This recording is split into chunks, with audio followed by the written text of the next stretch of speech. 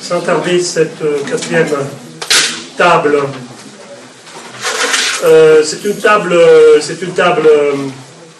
que l'on a intitulée Liberté académique, perspective institutionnelle comparée. C'est une table un peu particulière parce que l'idée, quand on a monté donc, ce projet, c'était de donner aussi une dimension pratique donc, à la notion de liberté académique que l'on a vu donc, dans les tables, notamment dans la première table, abordée d'un point de vue théorique, épistémique aussi. La deuxième table, d'un point de vue dans une perspective juridique. La troisième table, en abordant un cas spécifique d'étude qui est celui donc, des mondes coloniaux, donc du colonial et du décolonial.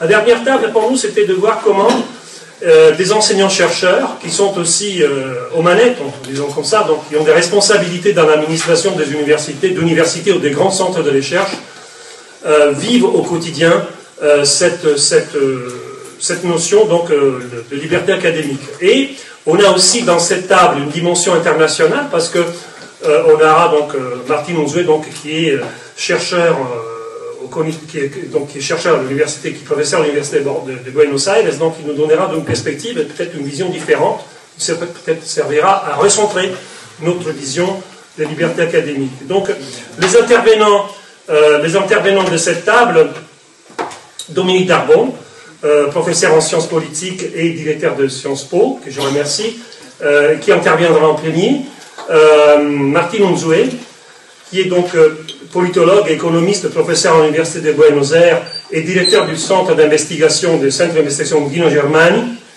et Nathalie Jaec, professeure de littérature britannique au XIXe siècle, qui est aussi vice-présidente du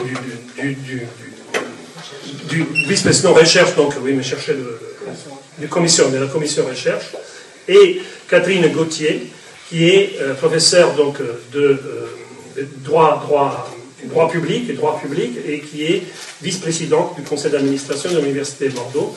Je remercie vivement donc, pour la présence ici et je donne sans tarder la parole à Dominique Darbon qui est dans son bureau, pas loin d'ici, mais bon voilà. Donc, je remercie vivement d'avoir accepté malgré toute notre invitation. Merci.